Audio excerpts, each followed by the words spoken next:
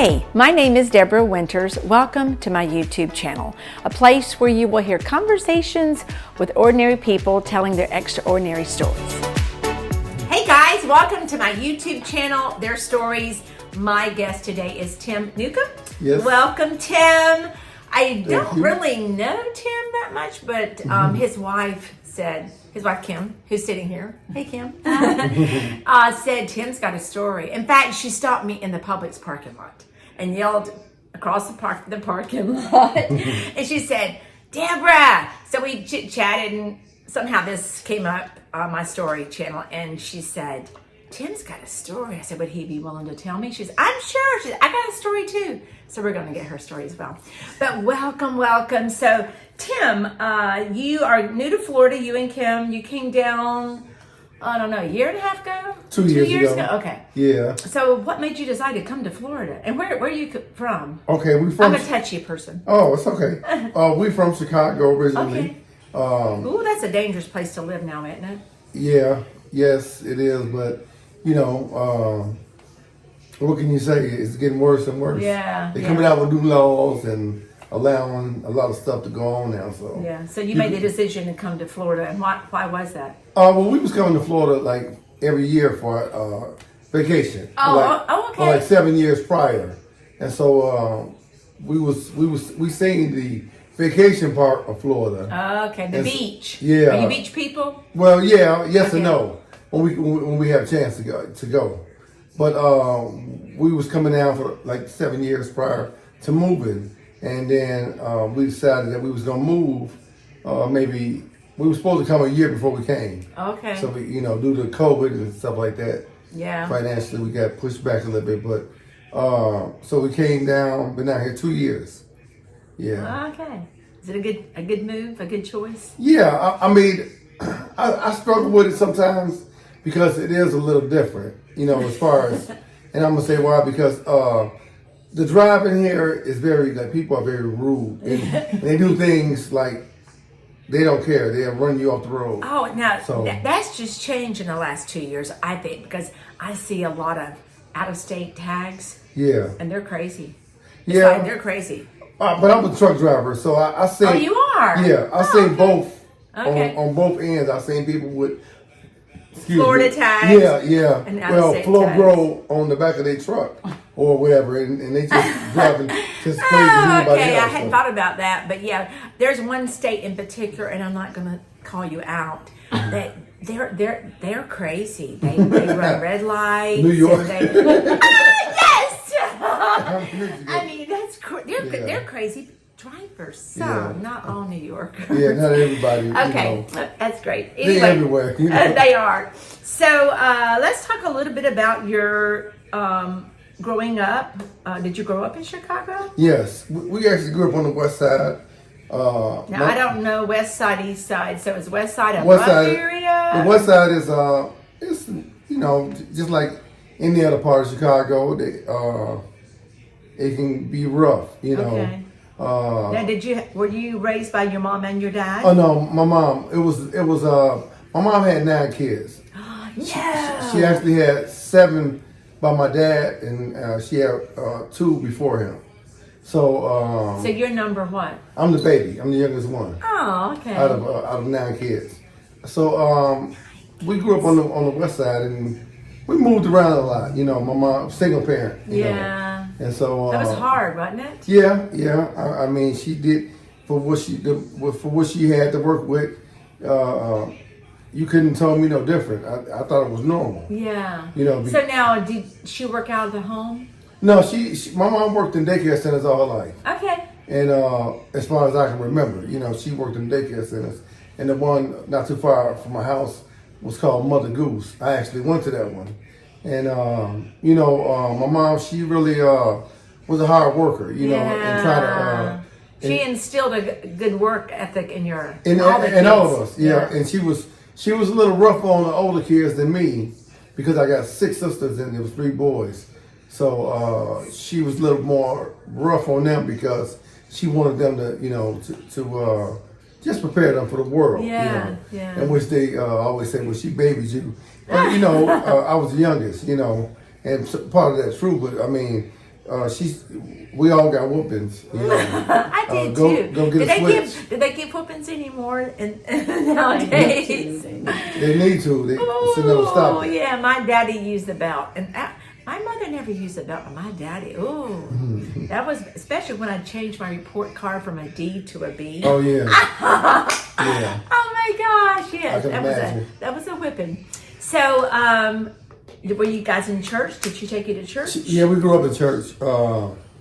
Pretty much, she took us to church on Sundays. A lot of gospel she played around the house. Yeah. And, you know, that's one thing I do remember, that she instilled that in us. Oh, that's wonderful. My mom had this big Bible. It's like a family Bible, one of those big white family Bibles. Yeah, well, it was a Pictionary Bible. So you know, Jonah with the coming out of the well, and Moses. It was just, you know, and it's still around today.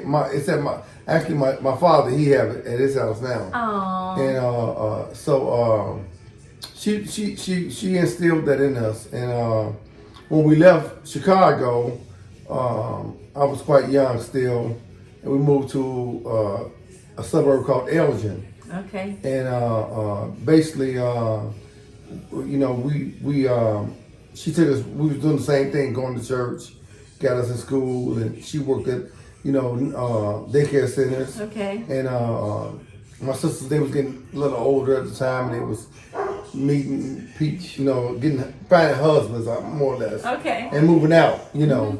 Okay. So pretty much, it was all as far as the presence of God was always in our home. Okay. We, you know, I knew the Lord at a young age, and but I didn't quite understand what I understand now today. Right. You know, so but she tried to instill in me the best she could, and so actually, as I started getting older, I think I was around 15 and 16, I started getting in trouble. You did? Yeah, I started doing things that you shouldn't be doing. That shouldn't be doing. Stealing from stores. Stealing? Burglaries. And really? At a young age. And although she tried to deter me, you know, in a different direction, you know, it was the fact that she didn't make a lot of money. And I wanted to be able to do for her. Yeah. You know. So you're telling me that you actually stole so you could help out the family? Yes. We have a dog in the background, but that's Sorry, okay. guys. That's all right. Wow. Yeah. So how did that work with the court system? I mean, did you get juvenile detention? What did that look like? So my first time getting in trouble, I got on probation, and then, like I say, I was getting in trouble a lot. So you got to bear with me. So from one thing, from probation, I graduated to. They wanted to put me in the county jail, but they didn't. They had a program where they send you out. You went like to southern part of Illinois and then to Texas. So it was called a survival thing. How old were you? I was like 15 years old. So they were considering taking you away from your mom into another town? Yeah, I actually went to southern Illinois, and it was like camping. It was like camping, and like a boot camp. Yeah, well, but not really a boot camp, but we was actually camping in the woods. And so what they did was we went to southern Illinois for a little while, Carbondale area. We camped there, and then we moved from there to Texas. And it was a 30-day program. So right before it was over, getting ready to end, you had to do a 3-day solo by yourself. They gave you a tent. Survival. Yeah. Wow. So they gave you a bag of. Was this a scare tactic? Purpose of this? What was the purpose of camping in a tent? And leave you by yourself. So So I think it was just. I wouldn't really say it was a scare tactic. I think that they was trying to grow us in some type of way. Okay. I think they were trying to grow us because the people that was with us, it was they was just it was 3 men and I think 2 ladies, as I remember. And we started out with 10 people. Is this a part of the state? The state does this? Yes. Okay. Yeah. Okay. I don't think they do it any longer now. Okay. I think now they got something else they do with youth. But so after I completed that came back home, and You survived the 3 days. yeah. Oh, I'm sorry. I survived the 3 days. And did you have to fix your own food? And No, they gave you a bag. They gave you water and a bag of MREs, trail mix. Trail mix. Yeah, we had a bag of trail mix Oh, for 3 days. Then 3 days. we were supposed to survive off of that. Wow. Okay. And we did. But we started out with 10 kids and ended up with 5 in the end. Yeah, because they took them to the caves, and some kids got scared to go in the cave. And so, yeah. Wow. And they were like, if you don't want to, you got to complete everything they do. And if you didn't, they take you back home. Wow. And, Okay. Yeah. Wow. So you went back home. Yeah, went home. Did you have a heart change at that time, or you just? I think I was just glad to get back home. Yeah. I was Now, just how glad. many kids were still in the home when you went back home? I think it was just 3. Actually, it might just be me and my younger sister Phyllis. Okay. How did? Side note. Might be 2. All the other children did they get in trouble as well? No. What does it look? Were you the only kid that got in trouble? Well, my older brother, he was in trouble a lot too. He was going to prison at that time. I think actually at the same we was missing each other. He'll be in and I'll be out like that. So you were in and out of jail, prison, in trouble like consistently for how long? I want to say probably like maybe 10 years? No, probably about 20. 20 years in and out of the system? Yeah, In Illinois. in Illinois. And how about your older brother? Did he make a change, a good change? No, he's actually in there now. He's in prison now? Yeah, well, How yeah. much older is he than you? I think about 6 years. Yeah, Wow, he's in prison. maybe a little older than that. He almost 60. Well, yeah, he's over 60. No, how old are you? 54. You said 54. Uh-huh. He's 60 and he's in prison. Yeah, he just came back in recently. He did? For Yeah. what? I don't even know.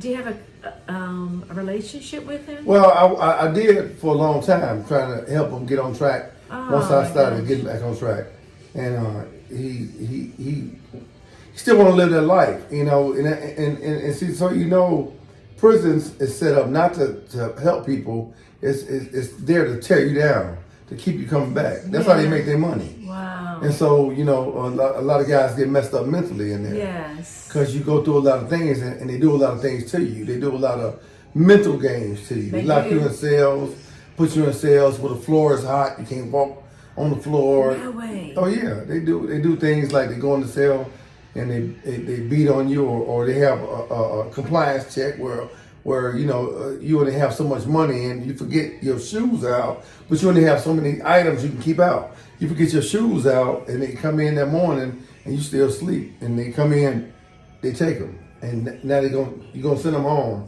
and so they do a lot of stuff to Mind games. yeah. Huh. Yeah, Wow. so. I have never heard that before. Oh yeah, well you won't really hear that because nobody really talks about it, but that's the problem. People need to start telling stories about what goes on. Yeah. Yeah. Wow. And realize that a lot of people that's been going in and out of prison, they need help mentally. Right. Right. Luckily that I remember the upbringing that my mom instilled in me. Oh, And that was, would come back. Yeah, I was able to come back to that each time I was messing up. I would always reflect back on, that's what saved me is my mother. That's what saved me. Oh, yeah, I was going to ask that question, but that's good. So at what point in time, what happened to make the change? I think. And were you always in there for burglary or drugs? Selling drugs and stuff like that. Drugs. Yeah. Okay. How long have you been clean now? Can we ask that question? Okay, so it's been like. So you're 54. I think 2011. Well, let me just say this. From the lifestyle that I was used to, I was selling and all that. Okay, selling. 2011 was the last time I was, but I can say that as far as me really being clean, it's probably been, I don't know, maybe Well, now we're 2022. 2022. Drug clean. So it's got to be like probably 5 years now. Oh, okay. You know. Okay. So clean, so no drugs. Yeah, no, I don't, and I still had a little struggle with wanting to drink. Okay. You know, and that was I'm just being honest. It probably was Well, just be honest. maybe 5 months ago, something like that.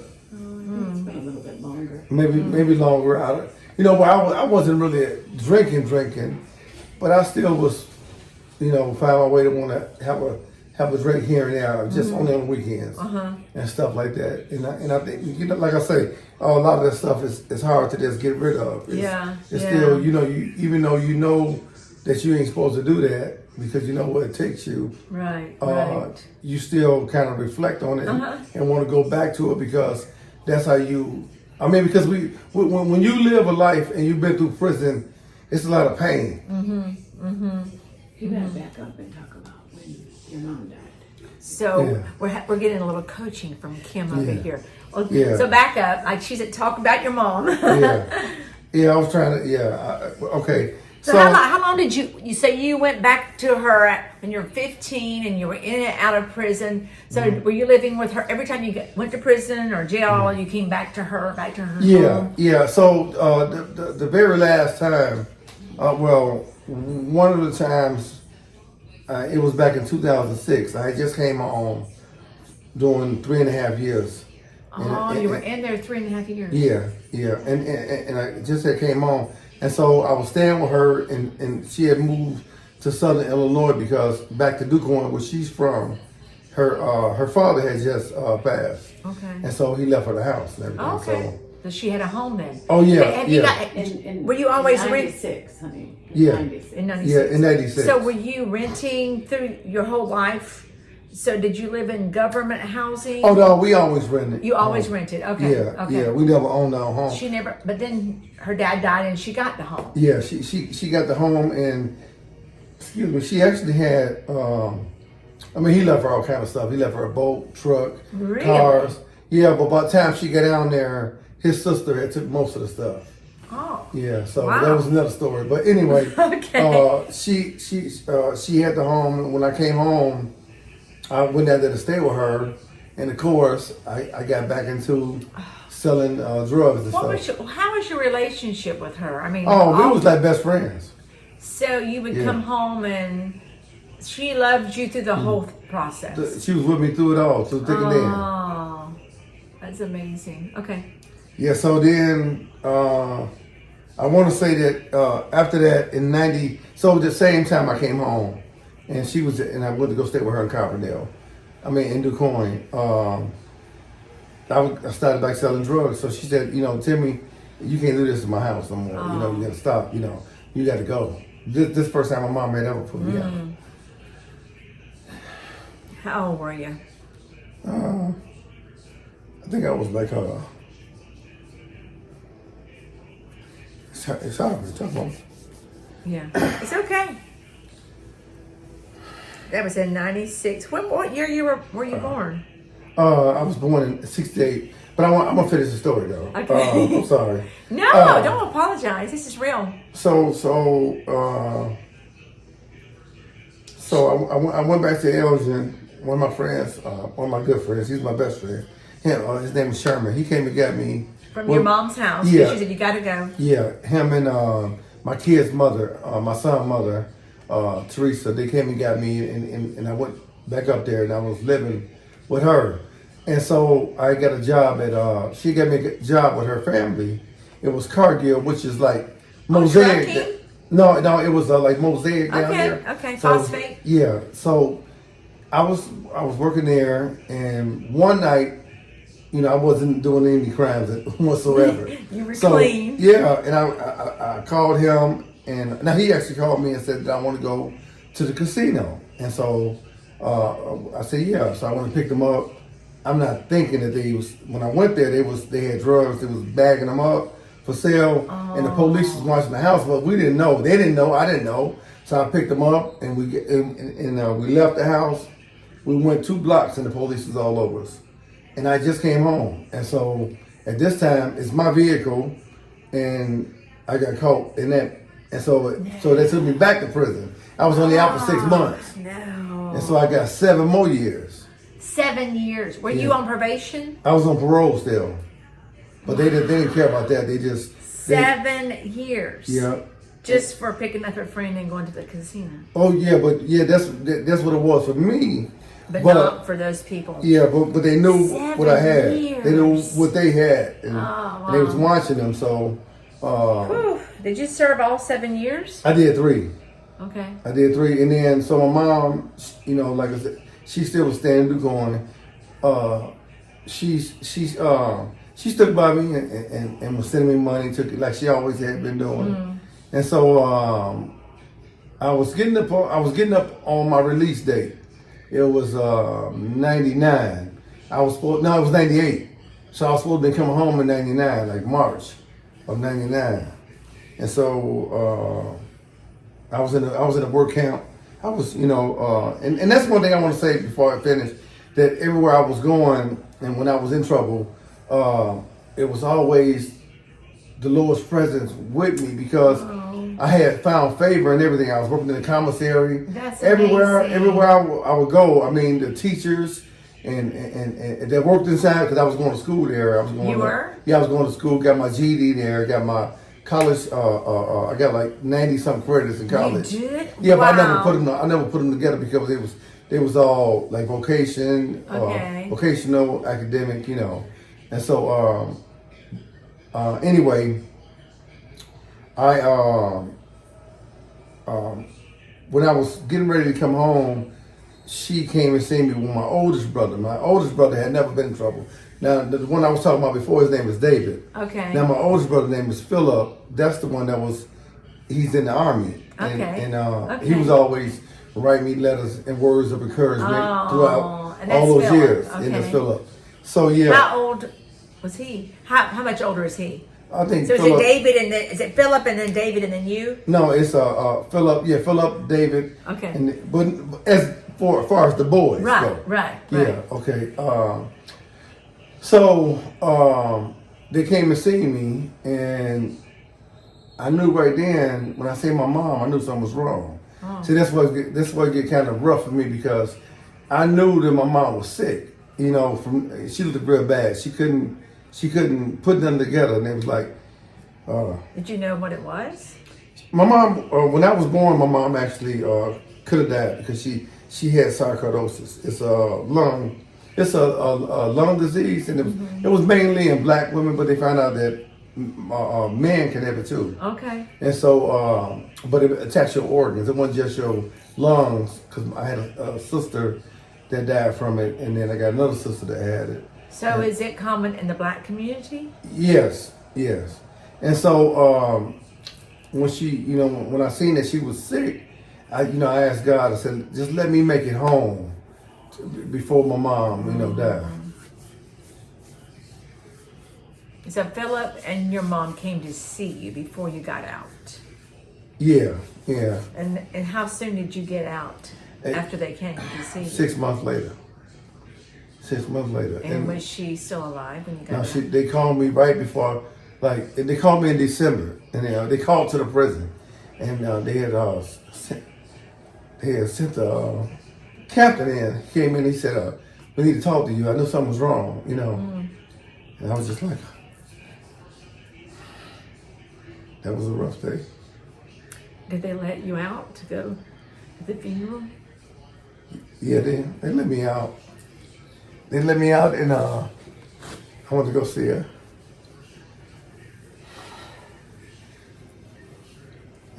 So you got out just for the funeral, and then you had to go back to prison. Yeah, they took me. They took me to Newcombe to the funeral home, and I went to go see. And they actually they gave me a few minutes to view the body. Oh. And my sister Linda came back there. So did they accompany you? Yeah. So were you in shackles? Yeah, I was in shackles. Oh, okay. That Yeah. was hard. Yeah, that's why it was the only thing that they can do. So I think after that, that's what really made me flip because I was always, even though I was getting in trouble, I was always still a nice person. I would, like it's a lot of things I wouldn't do because of my mom. I mean, I was committing crimes. I was a bad person. She was always there in your ear telling you. Yeah, I wouldn't go that far, Right. And so after I came home, my sister Waleene had the house, and they brought her down from Michigan. She took care of my mom while she was sick. She did the best she can, but me and her was getting into it because, it was things going on. I didn't like certain things that she was doing, and she probably didn't like certain things I was doing. But I was back to doing what I was doing. Making money. You went back to the selling crimes. Yeah, I went back to that, and actually, at that particular time, I became really involved. This time, I was really big. I was making a lot of money. Drugs. Yeah. Really? Oh yeah. So you got out. Mm-hmm. Your mom died. You got out, mm-hmm. and you went back to that lifestyle. Yeah. I didn't because I was dealing with the pain. Yeah. I didn't now that I can look back. Yeah. I can say that I was dealing with the pain. Yeah. You know, and so how long when you got out? How long were you clean until you decided? How long were you straight until you decided to go down that path again? I think. Was it quick? Yeah, it was quick. Wow. It was quick. Because you had no skills to work, and that's the way you had to make money to survive. I actually, to be honest with you, I worked a lot of jobs. Did you? Yeah, Okay. I worked. I would work and hustle throughout my life. Okay. And see that was the goodness in me that You wanted to work. I wanted to work. I didn't want to be this bad person. I didn't want to be quote unquote a gangster. Even though I lived that lifestyle, that wasn't really what I really wanted because like I said, God was forever. I had times in my life that which is kind of weird to me. I had an outer body experience. Okay. Twice in my life. One time I was in my dad's basement. I'm going off track here, but I wanted to say. Yeah. One time I was in my dad's these basement. rabbit trails. Yeah, I'm sorry. I was in my dad's basement, and I actually came out of my body and looked down. I couldn't move. I was awake, but I knew I wasn't in my body, and I was looking at myself out of my body. I was out of my body, looking at myself, and I couldn't move. How old were you? I think I was maybe 14. Oh, young. Yeah, I was young, and then it happened later to me when I first time going to prison. I was in prison, and it happened to you in prison. Yeah, I was in my cell, and I seen myself same thing, and I couldn't move. So I never really understood that. It never happened again. So you don't know why? No, okay. No. But I guess I'm telling you that because throughout my life I had a lot of weird experiences. So I never really wanted to be the bad guy. Yeah, it was something in me that told me that it was good in me. Yeah. So back to me getting really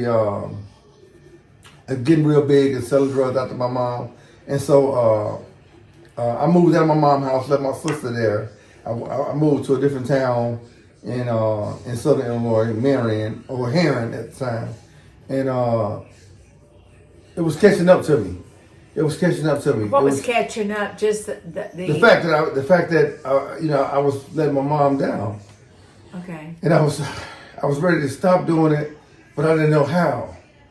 So then I started doing it. I started using the drugs. So you didn't use before? I used here and there, but not like after. That was my breaking point. I just my mom died. It just sent you over the cliff. Yeah, and it just slowly but surely, I became an addict, and I became an addict. What was your drug of choice? Cocaine. Oh my gosh. Okay. Yeah, I mean, I had so much of it that I was on a death wish. I was actually doing enough to kill yourself. I did. Now, would you shoot up? Oh no, I just smoked it and snorted it. At first, it was just snorting, and then it was just went to smoking. And and when I got started, it might be 2 or 3 day binges I would be on. Wow. How did you maintain your job? You had a job? I didn't have nothing. I had money. I had at that time I had a lot of money at the time. So you didn't need to work. No, I mean I had a lot of stuff. I acquired a lot of stuff. On the way up, you acquire a lot of stuff, and so you can when you start coming down, you start selling stuff and just to get by or whatever. And I got to that point to where I was end up selling my my necklaces and whatever I had Wow. and it got real bad. So, were you scared? Were you always looking over your shoulder? Actually, this is the funny part. I've been scared all my life, but when that happened, when my mom left, I wasn't scared no more. I don't think nothing really bothered me, and I became a person that I hate to think about. And where at times in my life where I was scared, and because I wasn't really, even though I knew how to fight, I took martial arts, took taekwondo when I was young, and I was very good at it. But I never really wanted to hurt nobody. Yeah. But after, like I said, after my mom was gone, then I didn't care. I mean, it was things that I was doing to people, and I didn't think twice It didn't about it. matter anymore. It didn't even matter no more. Because I feel like I was on a death wish. And I know that God saved me from a lot of things, because it was one night, so I got so bad on the drugs. It was guys down there in the same town selling drugs that they was from Chicago, and I was robbing them. And so one night, robbing like money or drugs? whatever they had. Oh, Give me whatever you got. Yeah. And so robbing at gunpoint? Yeah. Okay. And so one night they came to retaliate to get me, and it was 4 of them, and I seen them far off. I seen them getting out of their car, and I was on the phone with a guy. He was setting me up. I didn't realize it at the time. He was telling them where I was at. He was calling me to keep me there, but he didn't. But some told me to get out the house. I got out the house, and as I was talking to him, because he sounded shady on the phone.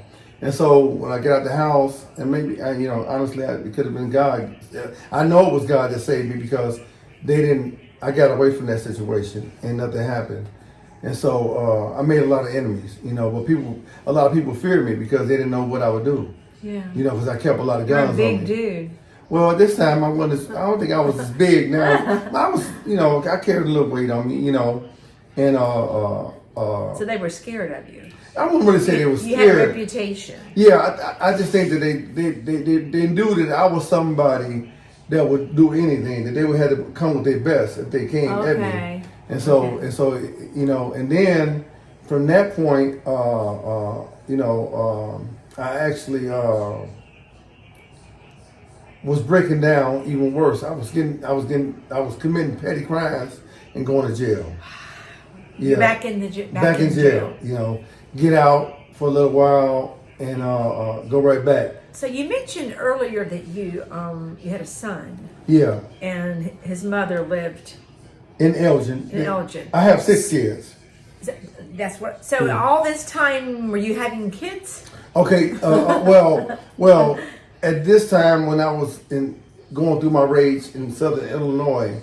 After your mom died. Yeah. So, okay. Yeah, I actually, in that same time period, I had 3 kids. Oh, okay. Yeah. Wow. I got custody of one. Did you have a relationship with your children during that time? Were they in your life, or were my older kids? I don't know. 6 children. Okay. So my older 2, I didn't have I would talk to them. I had talk to them when I could. My oldest son, he was actually going to school in Carbondale at some point. Okay. So he was down there closer to me, and I would go see him and stuff like that, give him money. Oh, you would? So you were sending money to how many? Not like that. How many women were involved in these 6 children? 4. 4. So were you sending money to all the women for the kids? No. Okay. No, I wasn't. I'm not going. No, I'm gonna tell the truth. Yeah, well, I wasn't. I didn't do as good as I should have, and like I say, I was at a point of I was miserable inside. Yeah, Even though I had the money and I was doing what I was doing, I did have my nephew my sister's son and his friends, they came and stayed with me for a little while from Chicago, Okay. and they was living with me, and I was taking care of them. But if you weren't close around me, then I don't, it didn't come to my mind that I should have been doing this or should have been doing that because I was just going through the motions. So at what point in time did you make a change? 2011. She knows a lot. Yeah.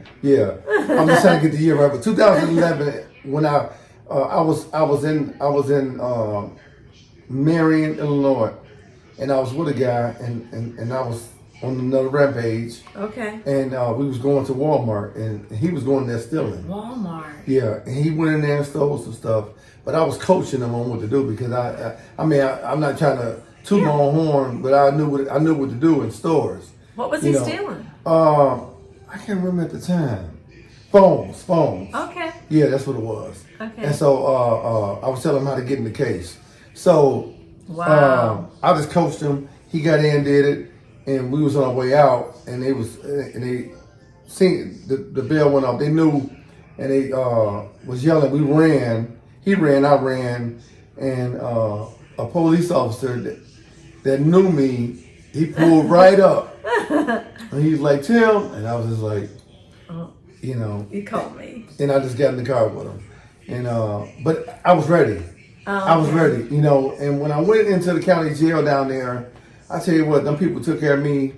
They were nice to you. Oh man, they knew you on a first name basis. Yeah, they would bring food from home. Really? And they gave me. They all liked you because you were a nice guy. Yeah, and oh wow. But I think it was God's favor, to be honest with you. I think that that they was treating me so well. They brought food home. Yeah, Cooked food. And they would let me out. They would take me out. I smoked cigarettes at the time. They take me out to smoke. I had a job from 7 to 11. A.M. 7 a.m. I'm sorry, 7 a.m. to 11 p.m. While you were in jail, they let you out to go to work. 7 days a week. 7 days a week. That? I worked I did commissary. I worked in the kitchen with the food. So the jobs were in jail. Oh yeah, they was in jail. They weren't letting you out of jail to go. No. Okay, I'm sorry. I better clarify that. No. Okay, clarify that. I still was on lockdown. Okay. but I was and every night I come back with all this food, and them guys like, man, you must be a snitch, and I had to let people know I'm not snitching. I don't want to sit in the cell. Okay. I just said I wasn't that nice when they said that, but I'm dumbing it down right now. So then how long did this go on? How long were you in jail that time? Okay, so that was my last time. I had to let them know that it was just I didn't want to. I had to let the guys know that I wasn't snitching. Yeah, that I wasn't trying to. Did you tell them that it was just the favor of God that you were getting the food? I mean, how did you explain the favor, because they were allowing you all of these? I really didn't go into detail. I just, just said what I had to say, and it went away. Did they leave you alone? Oh yeah, it wasn't like that. It was just, it's like when you got a aquarium with all crabs in there. When one trying to get out is almost getting out, and one pull you right back down. It was like that. So you were in there for 15 months, you said? Well, I was in that place waiting to go to prison. So I was there for maybe 3 months. Then you go to Menard, which is the receiving facility. And then when you get there, you talk to counselors. And you ask them, where can you just say, I would like to go to a drug rehab or whatever like that. Okay. And then they'll and is that the first time you ever elected to go to a drug rehab? Yeah. You were done. Yeah, I was done. I want to help. I want to help. I want to get my life in order. I didn't know no other way. So they sent me to Southwestern. I was there, and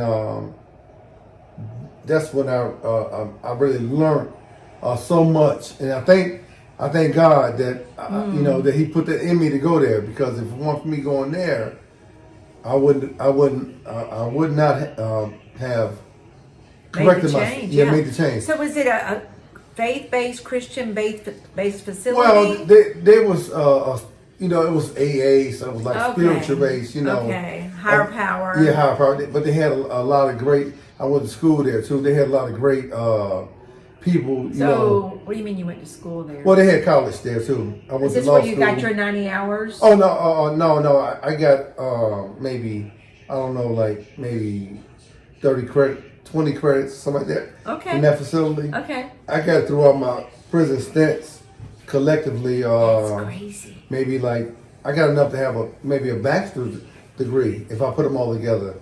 You know, but I got a lot of vocational. Okay. But they taught me a lot, and they taught me, you know, it was my teacher in law. It was a law? lady. Yeah, it was a law class. It was I forget the name of the class we You took. did a law class in Yeah. prison? Yeah. But listen to this though. The lady who was teaching it was an ex convict, Dauphine, and she was an ex prostitute, and she had changed her life. So all these people that I was coming across, God was showing me, you know, look, I fixed, you know, if they can do it, you can do it. Yeah. And I mean, even the man counselors that they had working there, they all had stories, and all of them shared their stories with you, and they made you believe that you can do it. And so from there, you know, I had learned a lot. You know, how long were you there? I think I was there for I did 3 months. Probably probably 10 months, I believe. 10 months. Okay. And then now, was there, who made the decision that you were done, that you could leave? Oh no, it was my time was up. Oh, okay. My time was up. And so when time was up, that was part of the state ruling that you had to go here for this much time. Okay. And so from there, you had to go to a halfway house. Did you have withdrawals from the drugs? No. Okay. No. Okay. So from there, I went to a halfway house in Chicago, and went there, and I really didn't have much. I had maybe a couple pair of pants, couple shirts. It was you know, but I was willing to do what they said. Do 90 and 90. That means 90 meetings in 90 days. I probably did like 180. I was going to meetings all over. It was giving us tokens and passes. What was the purpose of the meetings from the drug? AA. Oh, okay. AA or NA. So you did double. I did above and beyond, and that's the thing, Debbie. I was whenever I did mess up, I came back hard. I came back with passion. With you know, I gave my everything to do it. Got it. You were determined. I was determined, you know, and so I actually that's why I met my wife, Kim. So what happened? Well, it's kind of strange. Was she in rehab too? No, no, she was. I was messing around on Facebook one day. Okay. And when you were in the halfway house. Yep. And I seen this picture. Now hang on, how old were you now? That was like 2013. So it's not too long ago. Yeah. So how long have you been married?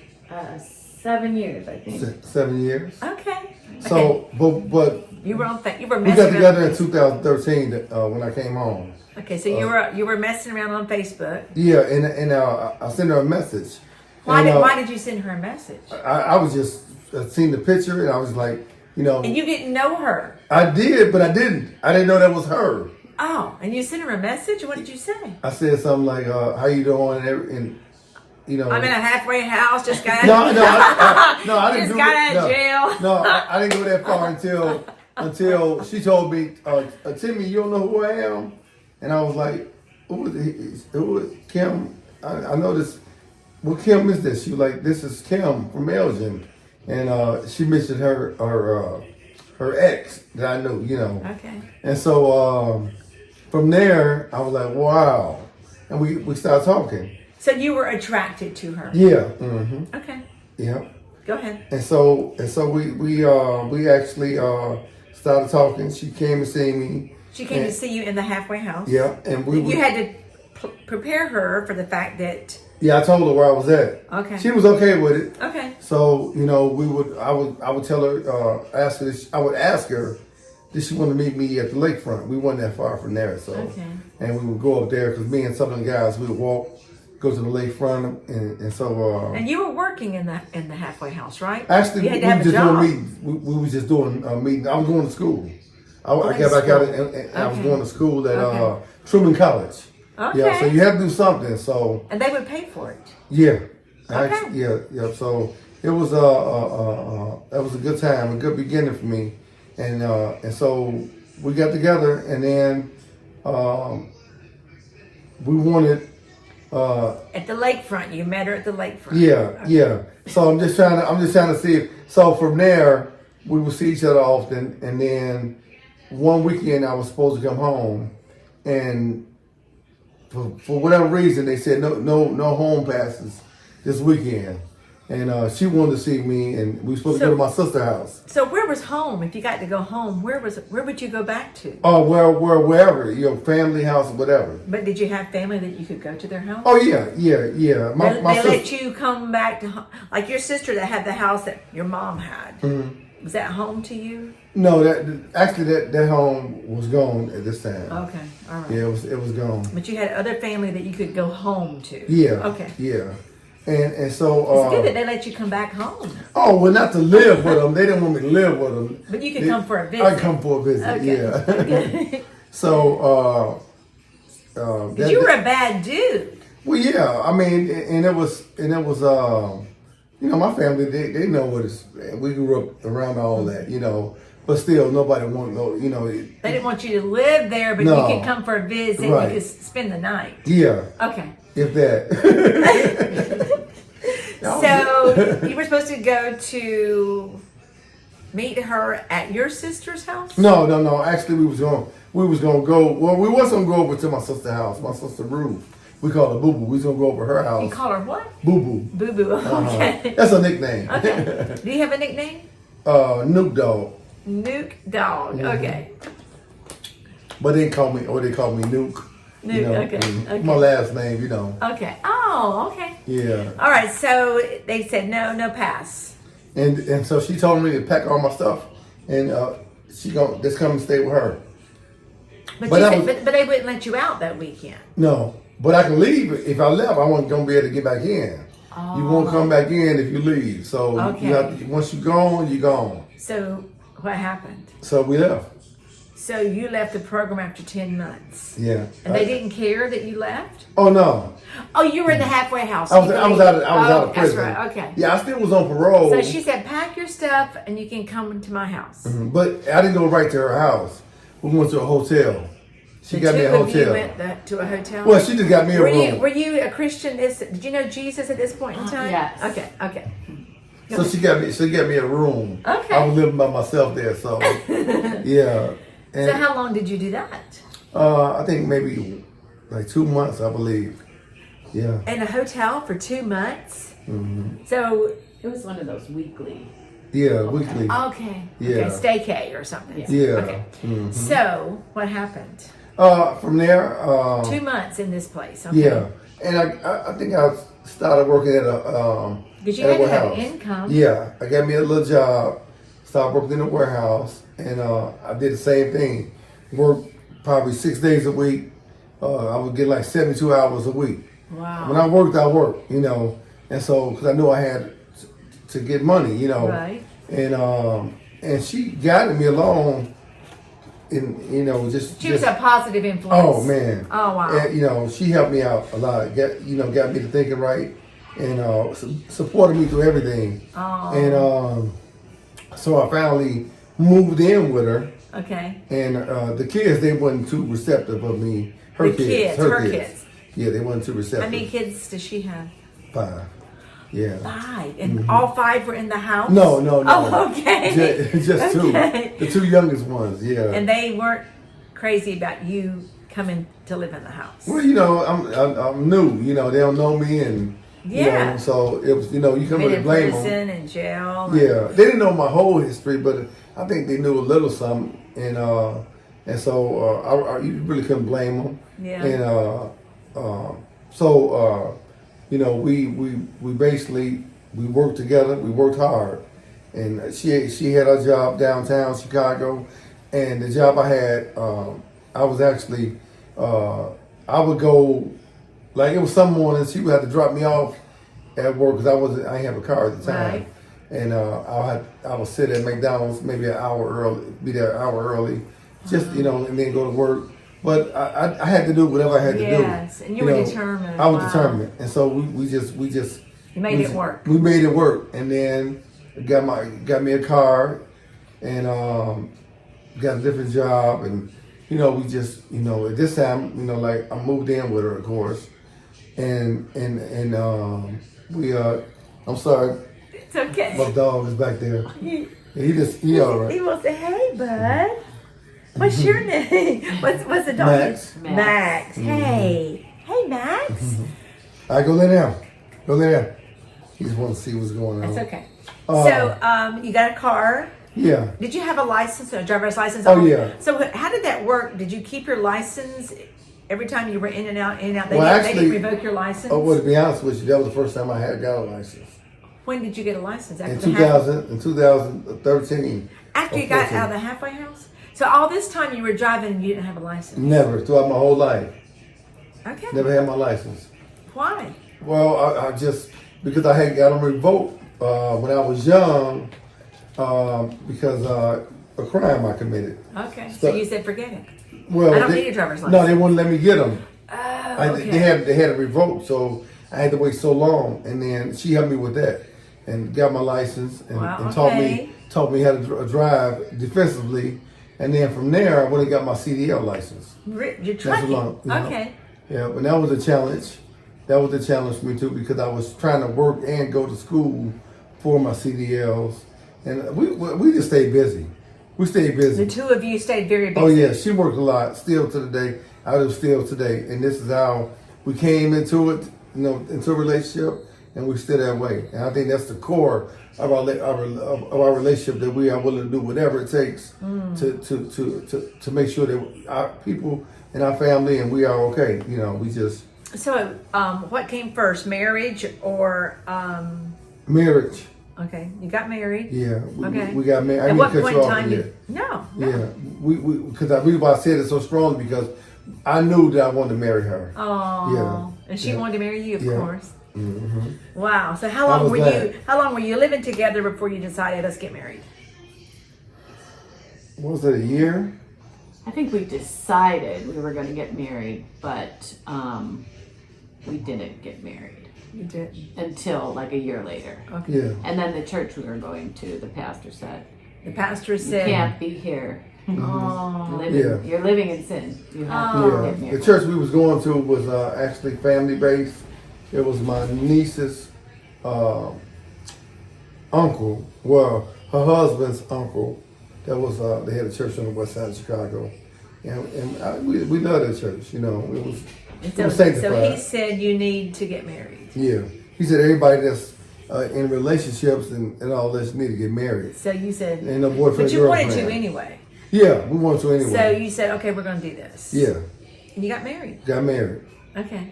And then from there, married with my license, a new career, and we just What was the job? Trucking with your yeah CD? Okay. yeah. I'm sorry. Is it long Yeah. distance trucking? I really didn't do long distance too much. I did it, but I didn't really care for it too much. Yeah. We was newly, married, and So you So- got married. So when did you get married? What year? Don't tell him. 2015. 2015. So wow. So 8 years you've been married. Oh, okay. So the rest, just keep going. So you had a lot to work through. Yeah, well, I had to get my credit back together, because somebody, of course, messed my credit up and used my Social Security number and, through all that mess I was going through throughout my life. It's still your identity. Yeah, and we put everything back together, everything the way it was supposed to be. It was a challenge. So this is a woman that you married. She was stable. Yeah. She had not been in trouble. She had a good life. Yeah. And she met you, and wow. We knew each other for like 35 years. So how did what happened there? I mean, I didn't recognize that was her on that picture when I said well, I how text. did you know her for 35 years? Did you go to school in together? Elgin. When we moved to Elgin from Chicago, Okay. she was living in Streamwood. They moved from Chicago. So to you Streamwood. knew her well Yeah. enough to say, "Hey, how you?" Yeah. I mean, to have a conversation. Yeah, but I didn't know that was her on that picture at the time. That was funny. That's why I said it's a strange thing about it. I didn't recognize that was her. And so when she told me who she was, it was just like, man, it was one of my moments. you know? Yeah, this is God intervening and just bringing you a good woman, right? Yeah, because I tell you what, that's nothing but God. Yeah. He knew what I needed, because they even say it's a saying, when the student is ready, the teacher will appear. And it was, Say that again. when the student is ready, the teacher will appear. And I believe I've that. never heard that saying before. Yeah, that's a good one. And I believe what they're saying is, Max, go lay down. Go lay Max down. the I'm dog. sorry. It's okay. I believe that can be used in a lot of different situations. Yeah. You can say that, like when somebody's ready to well, I look at it as spiritual. Like when I'm ready to allow Jesus to come in my life and to change my life, allow him to come in, then he will appear and he will fix things.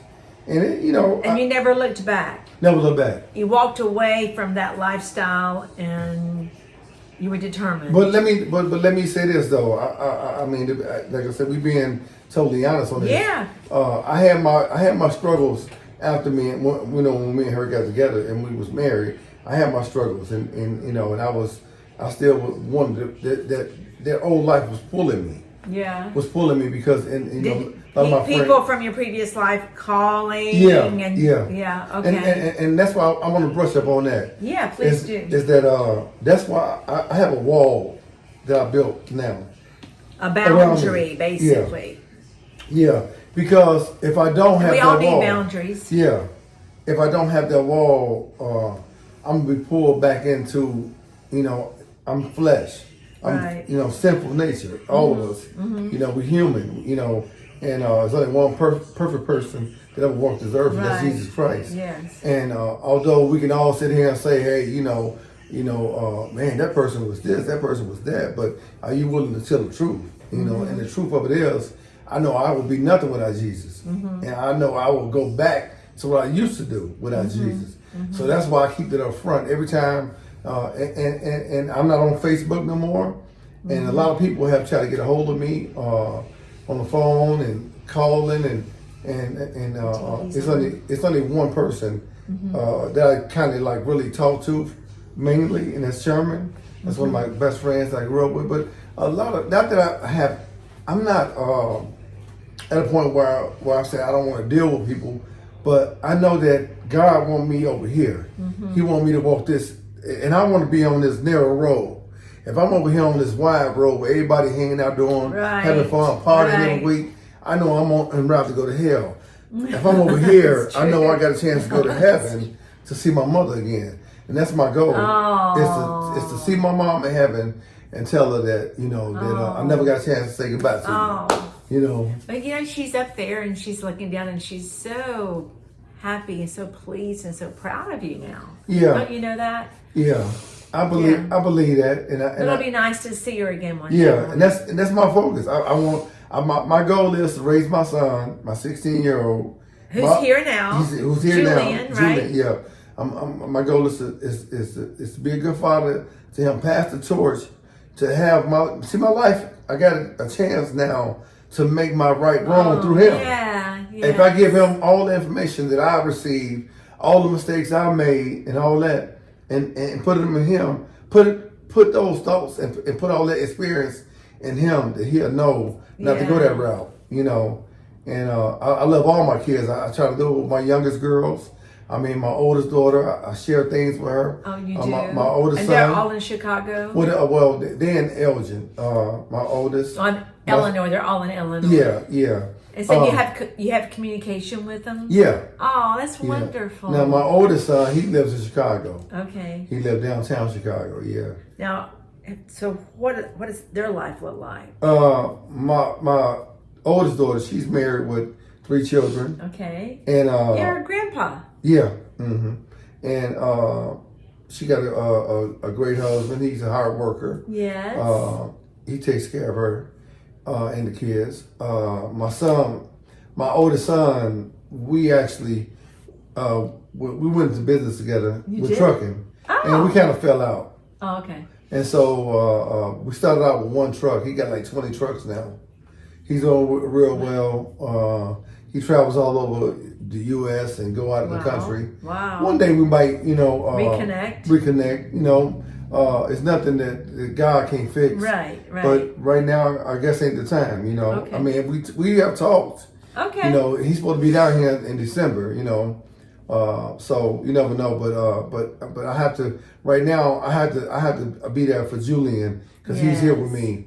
My other younger girls, that his two sisters that lived in the home with him, which was 3 of them from Southern Illinois, they didn't want to come and live with me because they didn't want to follow my rules. Okay. So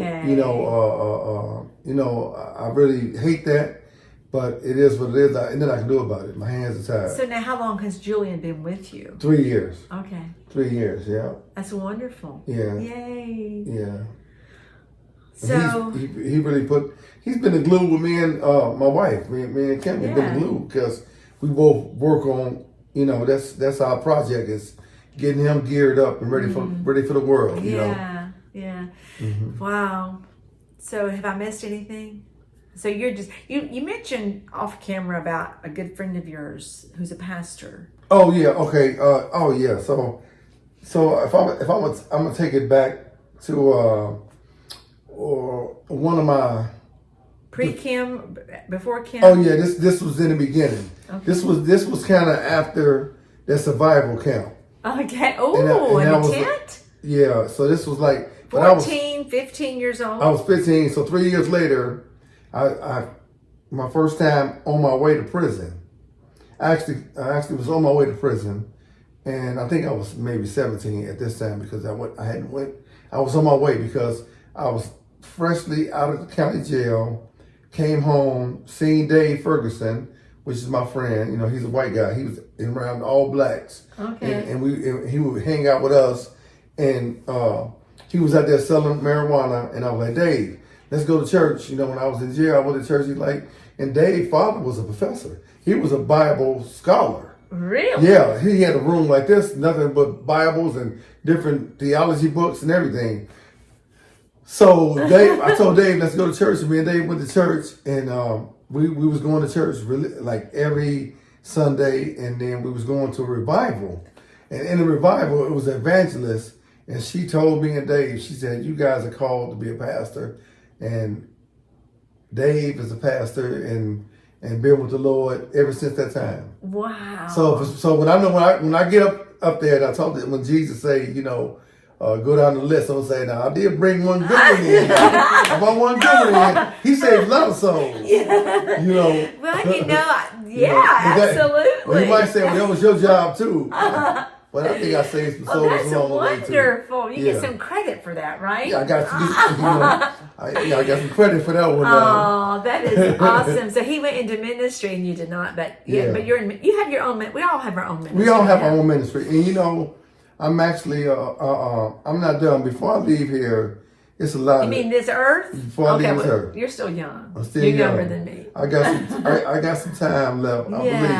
I believe I still more time on the clock. Oh, but it's amazing because that life of crime. You met Kim. You married.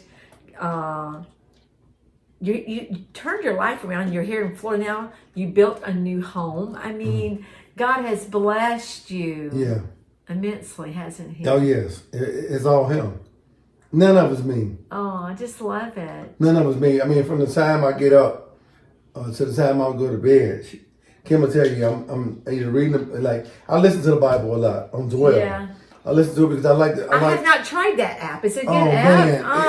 Okay. I'm so in love with it because it's like, really? Yeah, because I just be in awe. It just brings tears down my eyes. I listen to a podcast consistently, Lisa Harper, and she talks about the app Dwell. Yeah. Dwell or Dwelling? Yeah. Dwell. I got to check it out. I listened to Tara Lee Cobble it's called Bible recaps. And Yeah. so you're on a plan, it's a yearly plan, and you listen because, like right now, I'm in Ezekiel, and like, wow, there's so much symbolism and it's weird stuff. And I thank God for Tara Lee Cobble that can break it down and explain to me what I just read. So is Dwell a lot like that? Well, you can get into a version of that, but it's mainly just someone, a voice that's reading, and it's a piano. You can pick a different piano or different instruments. It's a shameless plug for Dwell out here, clearly. A shameless plug. I'll tell you what, it's like, because I was driving, I just stopped driving trucks. You just stopped? Yeah. Oh, okay. I actually I'm going into Mosaic. Are you? Yeah. Oh, okay. So it's a good place to work, I hear. Yeah. So while I was driving, I would play that throughout my whole day. Word. Yeah. Wow. It helped me get through a lot of stuff that was going on the road. People cutting me off. And I knew that People being I'm rude. listening to the Bible now. I can't go. So it kept me safe. Oh my gosh. We've heard safe. some messages. We're at both the Family Worship Center. We've heard some messages recently about driving tactics from other drivers. We won't call any names of who from the platform talked about driving. Driving can be, it's a challenge, So you're going to Mosaic. That's awesome. Yes. And I prayed and asked for that. You did? I mean, you want to come off the road. I want to come off the road, and he answered my prayers. It wasn't nothing. I was just ready to do something different. Yeah. I'm ready to do something different, and God is a right on time God. Yeah. They had me wait. I waited 6 weeks because of my background from Illinois, and I went to church 2 weeks ago. It was on Wednesday, and Bill, Bill Pafford? Yeah. When I walked in, he told me, he said, Tim, I was looking for you. He said, God told me he's going to give you your heart's desire. I knew then he was talking about Mosaic. I knew. I was like, oh, thank you. And then what happened? I wouldn't let his hand go. That's when you wouldn't let his hand go? I was just shaking his hand out. So that was a Wednesday night. Wednesday night. And? Thursday. The next day? No. The following week. Okay. That Thursday, they called me. They were supposed to call me Friday. But that Thursday, they called me and said, we got some good news for you. You'll be starting Monday. And, Now, do they do a background check? Or do you have to tell them up front? Yeah. I have a terrible, record in Illinois. Yeah. I'm always open about that. Yeah. I don't want them to come back biting me, saying, hey, you didn't tell me about this. You tell me about that. I have a friend, one of my dearest friends, has prison ministry. You would be great for I'm actually, that's why I brought Bill up. Oh my gosh, are you the new person that he's taken on? Because Teresa just talked about, no, that's a guy named Chris. I'm sorry, go ahead. I got really excited there. That's okay, but I was waiting to get a hold of her, but I wanted to get my things in order before I could talk and say, well, this is what I want to do. I know I couldn't. So I didn't know. You're talking to Teresa. You're going to talk to Teresa. And then, yeah. Did you hear this, Teresa Kemp? Yeah. This is awesome. I was just talking to her this morning because she talked about a new guy, Chris, going into starting. I don't know, maybe Ocala. I don't remember. Yeah. And I said, well, where did Chris come from? And she said, Bill from church, from Family Worship Center. He getting them in. That's amazing. This is so exciting. And it seemed like life is full circle, that everything comes back. You think you miss things, you think you miss out, but God, he put things on hold. Yes. If people think you miss your calling. No, he just put it on hold. Yeah. Look what he did for Moses. I mean, Moses took him. And they went around 40 years. 40 years. 40 years. But even before Moses took them out of Egypt, he had to go out in the wilderness for all that time. Moses did. He sure did. So and didn't want to go then. Didn't want to go. Didn't want to go. But so that's why the timing is right for me. It's right. I'm ready for it. How exciting! Because you got some stories. Yeah, I mean that's. We might have to do a part 2 or part 3 and all that. because it's more in me. Sign me up. Sign me up. Yes, I'm all about stories. Okay, so before we sign off, before we close this story, is there anything you want to say? You just said a really good thing about God has his perfect timing. Yeah. And God's timing is not always our timing. It's not always our timing. I want to say this, to whoever might be listening, that whoever might think that it's not possible, whatever you're going through. If my life, what I've been through, it was hell, and a lot of doors was shut in my face. A lot of people, weren't that nice to me, but God was always there through it all. Through it all, giving me the hope. See, people always need to have hope. Oh, that's the purpose of this channel. Always need hope. Yeah. And I think that if we can identify the things that God is doing, because when all the bad is going on, all you can see is the bad. Right. But if you just be patient and if you just trust God, and just pray and talk to Him, build that relationship with Him, He's gonna come into you. It's gonna come to your heart because it's always with us. He said, when Jesus left, He said, "I'm gonna send the Comforter, never leave you or forsake you." And it's in your heart, and that's the hope I have now. And I'm not willing to lose that or sacrifice that for nobody. Right. I don't care what nobody say about me. Right. I don't care what they say, what I've done, whatever. That's in the past. Right now, I know where I'm going. See, I didn't know back then where I was going.